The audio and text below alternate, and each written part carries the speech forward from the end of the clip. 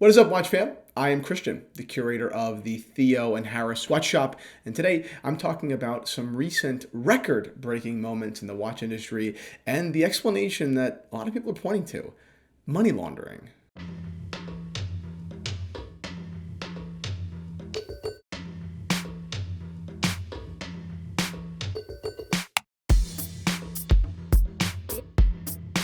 Boom, watch fam. Today I'm wearing my personal Rolex Bombay. I was supposed to be wearing a watch from the Theo and Harris shop so I could plug it, but I forgot. I'm wearing my watch, and that's life. A beautiful solid gold Rolex, crazy Bombay lugs. I have an undersized pearl on. Very James Bond, very cool. The watch I would have been wearing from the shop probably would have been the yellow gold Zenith Daytona on a leather strap. I wear a lot of gold. I'm a little bit gaudy. I don't apologize for it. If you guys are also like that, comment down below. 1 second before we get into some crazy watches and some possibly felonious activity. At the end of today's episode, stay tuned. We're going to be announcing a few of the winners of last week's strap giveaway. Whoever basically commented some of the most interesting remarks on our most recent video, which was about Grand Seiko's new Superman watch, a watch that they released in celebration of their 60th anniversary. Great video. Anna, everyone clap for Anna, edited it absolutely beautifully. Shot beautifully. She's getting so good at her craft. Look at her being all bashful and whatnot. Anyway, watch that video after this. Fantastic video. I love Grand Seiko. So now let's get into some money laundering. The most recent incredible event in the watch industry was Phillips' most recent auction in Geneva. It was their Geneva 11. Every watch that was curated was sold. That's very uncommon, actually a first for the Phillips watch division. There were 2,000 online bidders from 70 countries, and all in, 31.7 million US dollars traded hands. These were phenomenal results for Phillips, the consignees, and for the watch market. But rumors and accusations are flying all around that all of these incredible results are a product of money laundering, plain and simple. So I'm tackling this one head on, and I'd like to break down these impressive results into two separate categories. First category is exceptional watches, the creme de la creme. Watches that are not just of great quality, but that are historically significant, that are impossibly rare. These are the best of the best. Take this watch, lot number 38. A Patek Philipe, reference 1518 in rose gold. The 1518 was not just a beautiful watch, but Patek's first serially produced perpetual calendar chronograph. That complication has since become basically the brand's most iconic complication. Only 281 examples were manufactured over the 14-year production run. That's less than 2 examples per month. To put things in perspective, Rolex produces about 1 million watches a year these days. It was manufactured in mostly yellow gold, very rarely in rose, and there were only 4 ever manufactured in steel. In 2015, Phillips auctioned a very similar 1518 in pink, also from 1948, I believe, but this one with this incredible matching pink gold Patek Philippe gave her a bracelet. And that watch, which was absolutely exceptional, sold for 1.53 million USD. Anna and I actually attended that auction when Theo and Harris was in its infancy. I actually remember having business cards on me that we had just made up, and I refused to pass them out because I was too embarrassed. Fast forward till today, 5 years later, and I still don't pass out business cards because it's trashy. So this example, the new Phillips example now without a bracelet, just on a strap, sold for $3.6 million. That is an incredible increase in the value of 1518s in pink. And 1518s in pink are not the only watches that have, climbed incredibly, reaching their peak now at the Phillips most recent auction, but also take these pieces. Very early FP Journes. FP Journe once was a small, independent brand, but now they've broken into the mainstream, and now really they're truly exploding, and rightfully so. Their ingenuity is absolutely awe-inspiring. And these watches were just auctioned.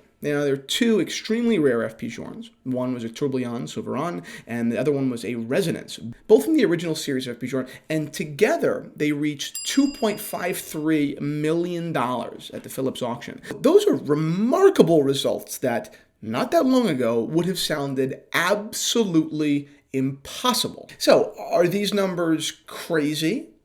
I don't think so. These are certainly some of the most significant watches ever manufactured, some of the most envy-inducing. These are top class pieces, and those numbers, between $1 and $3 million per purchase, aren't astronomical in other spaces. The art world is a great example that is used very often, far larger and far more expensive than the watch industry. But let's take a different route. It's tough to compare art and watches because the art auction world is so much more well-known and so much more active. There's so many more players in it. Let's compare it to a less conventional collector's market.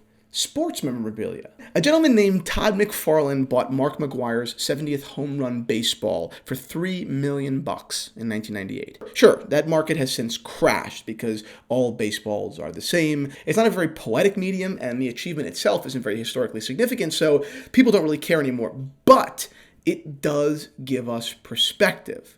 Baseballs aren't inherently cooler than watches, but in 1998, the market was hot. There was a big field of wealthy buyers and one product they wanted. Yes, that market has crashed because it was a fad, and that ball is now worth, people say, max $700,000. But the watch industry has far better infrastructure, far better storytelling. It's far easier to justify a watch for many reasons than it is to justify a baseball. So the watch market, don't worry, is here to stay. But more importantly, these big numbers have nothing to do with money laundering, and they have everything to do with maturity. The watch market is maturing. It's no longer this obscure space, filled and completely run by the old guard of collectors. There's a much wider appeal now, and rightfully so. So there are more bidders, and in turn, higher prices. Now, I'm not saying that money has never been laundered through an auction house. I'm not naive, but to credit the incredible growth in this industry to money laundering is silly. And while I've heard dozens of accusations, I've seen absolutely no evidence. Okay, so maybe the naysayers can agree. They can stipulate that the truly exceptional watches in those markets are actually rising legitimately. But their larger concern is the second category here. Watches that are often pretty easily available on the secondary market going for high premiums. Lots 2, 12, 14, 35, and 75, for example. A Batgirl Rolex can be scooped up for $17,000 on the internet, so why pay $25,000 at a Phillips auction? Much of the watch community cannot fathom these prices, and I get that. It is a little bit confusing, but they take it a step further. They take it to, what kind of idiot would pay a premium for a watch, especially a brand new Rolex he can buy on Chrono 24? Well, everyone needs to relax. The answer is plenty of people, and for plenty of reasons. Some of those reasons very solid, and some of them less solid, but security is a great one. Phillips is a trusted source. If they make a mistake, it's just that, a mistake. There's no malice, and it will be remedied. Can buyers say the same about random dealers on the internet? Don't forget, the internet watch market is filled with horror stories. Now, of course, Phillips is not the only legitimate source for watches out there, but we cannot underestimate the blanket of security that they may offer, especially to people who are very new to this industry. And let's take it a step further. How about the buyer that just got caught up in the auction? They certainly wouldn't be the first person. They got excited, they got a rush of adrenaline, and they paid more than market. Ultimately, it's a harmless event, and it happens all of the time. So how do we arrive at money laundering? Now, let me be clear. My understanding into the business of money laundering basically begins and ends with Marty Bird.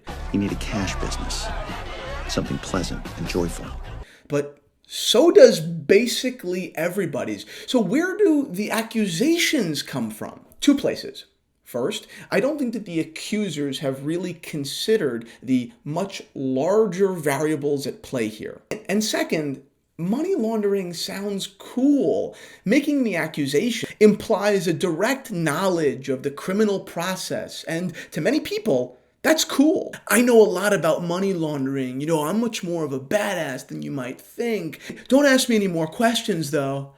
It's ridiculous. No, you're not a badass. You're a normal, boring guy on Instagram, and that's fantastic. It's probably much better than the alternative, actually. It's natural. I don't hate the accusers. I just have a much higher bar that I need to reach of evidence before I would actually go out and say something so serious, so publicly. So it is my job, now publicly, to shoot you guys down, of course, as kindly as possible. Two more things. One, bonus tangent. Lot number 153 was a Patek Philippe that many of you guys out there might be familiar with. It's a reference 2428 in yellow gold. It's topped with a pink dial. It's fitted on a super rare bracelet, and it hammered at $110,000. It's actually the same reference that my family all together bought for my grandfather last year this week, for his 80th birthday. Of course, the one at Phillips that just demanded $110,000 has a rarer pink dial and a very expensive bracelet that my grandfather doesn't have, but it's still very cool. All right, last thing before we end,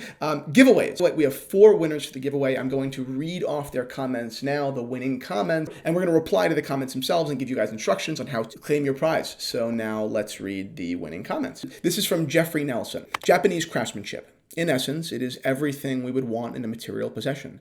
Quality, simplicity, precision, style, sophistication. In these modern times, it is easy to lose sight of what we deem valuable. Grand Seiko delivers on so many levels. Next is from Francesco Alfonso.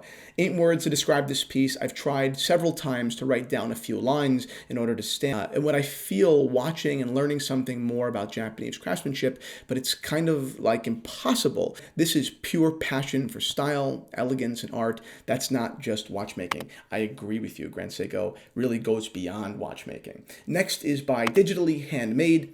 I remember the first time I saw a Grand Seiko. I was so struck by the quality of the dial and of the movement, an absolute rival to the top watchmakers charging thousands more because of their name. I've been a fan for T&H for years, and to see this video is stunning. Amazing storytelling, cinematography, and explanation of the soul and the heart of Grand Seiko.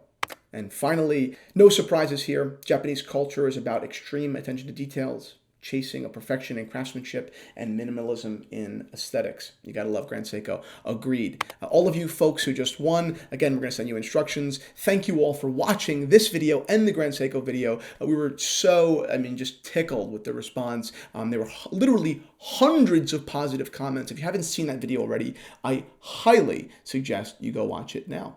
See you all soon.